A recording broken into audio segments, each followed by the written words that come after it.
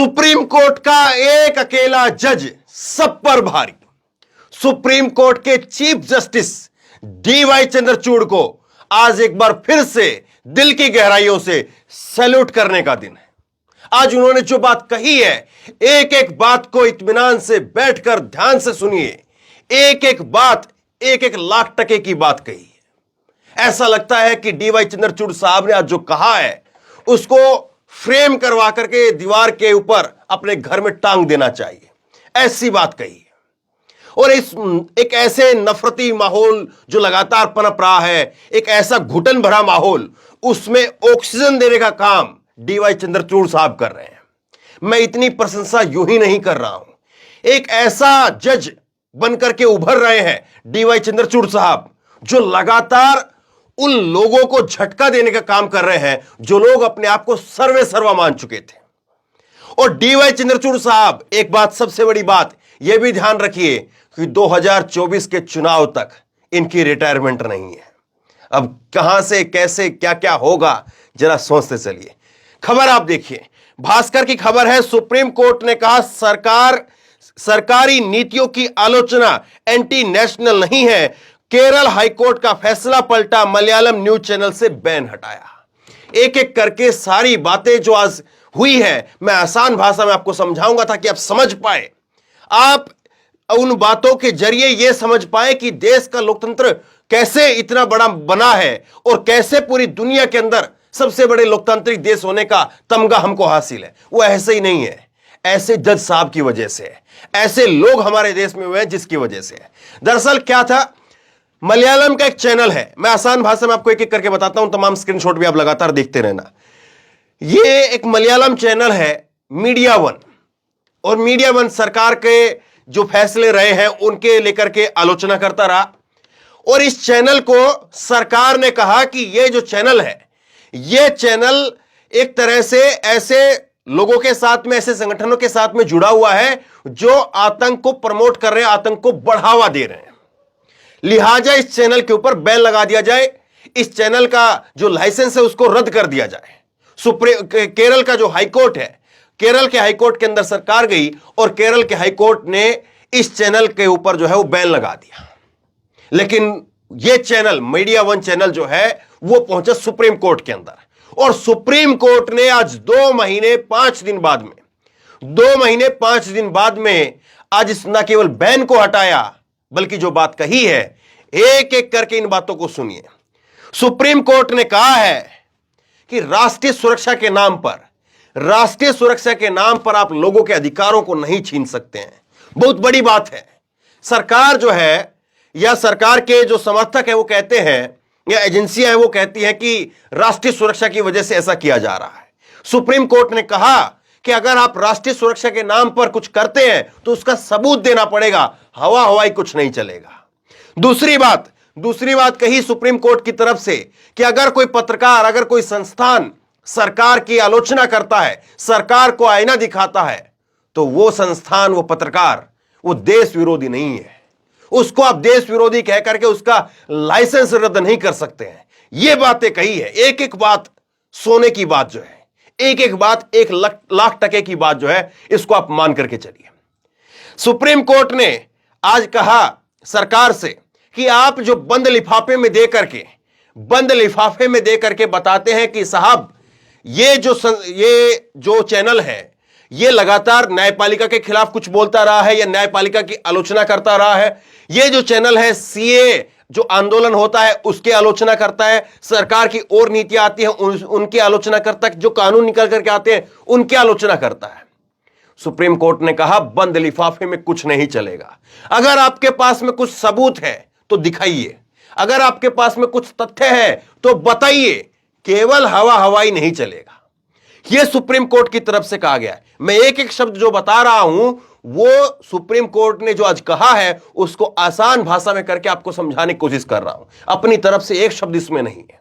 Supreme court ने इसके बाद में आगे कहा है कि आप जो है लोकतांत्रिक देश, ये देखिए मैं आपको कुछ स्क्रीनशॉट दिखाता हूं, लोकतांत्रिक देश मजबूती से चलता रहे इसके लिए प्रेस की स्वतंत्रता जरूरी है। लोकतांत्रिक समाज में इसका किरदार बहुत अहम होता है। सरकार की नीति और कदमों की आलोचना को एंटी नेशनल नहीं कहा जा सकता। हम सरकार को ऐसा कदम नहीं उठाने दे सकते जिससे प्रेस हर हाल में उसे समर्थन करे। तो सरकार के लिए जो है सुप्रीम कोर्ट ने कहा है कि आप जो है वो ऐसा उम्मीद मत करिए प्रेस से कि प्रेस आपके जो भी कदम उठाए गए हैं, आपने जो भी काम किए, उनकी प्रशंसा ही करे। यह सुप्रीम कोर्ट ने कहा है। सरकार की आलोचना किसी टीवी चैनल का लाइसेंस रद्द करने का अधिकार नहीं हो सकती है। यह जो है सुप्रीम कोर्ट के जज साहब की तरफ से कहा गया है। और सबसे बड़ी बात यह, दिलचस्प बात यह है, हैरानी की बात यह है कि सरकार ने इस चैनल का नाम जिस संगठन के साथ में जोड़ा, उस चैनल के ऊपर बैन नहीं लगाया।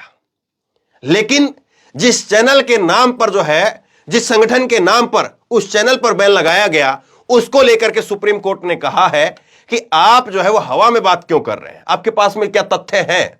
यह बात उन्होंने कही। और दूसरी बात आप समझिए कि यही कुछ इस तरह की बातें जो हैं, वो जब उत्तर प्रदेश के अंदर हाथरस में सिद्दीकी कप्पन जा रहे थे, तो यही बात जो है वहां पर भी कही गई थी कि उनके मोबाइल के अंदर एक संगठन के नंबर है।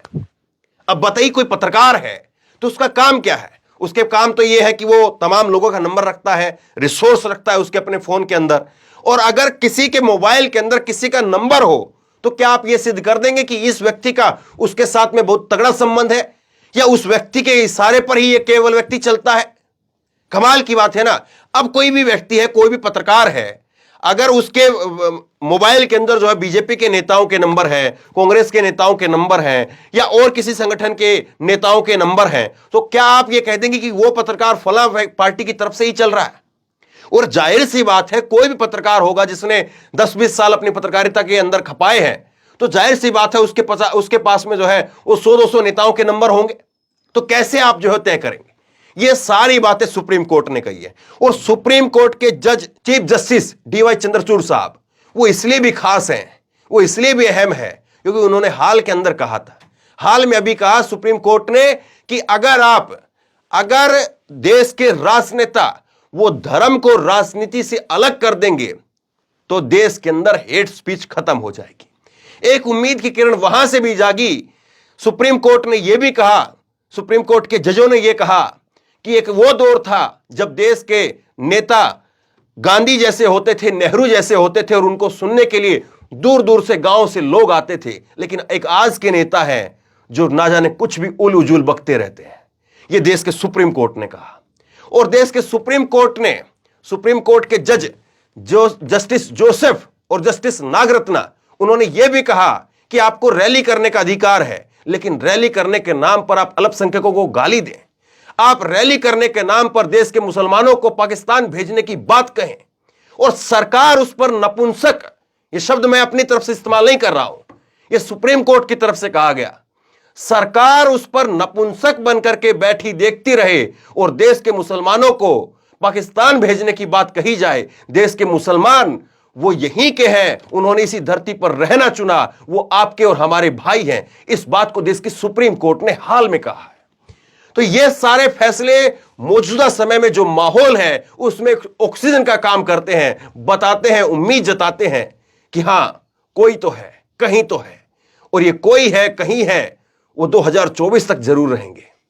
2024 तक डीवाई चंद्रचूड़ साहब की रिटायरमेंट नहीं है, और इसी से आप अंदाजा लगा लीजिए क्या क्या होगा, कैसे कैसे होगा और कहां कहां से होगा।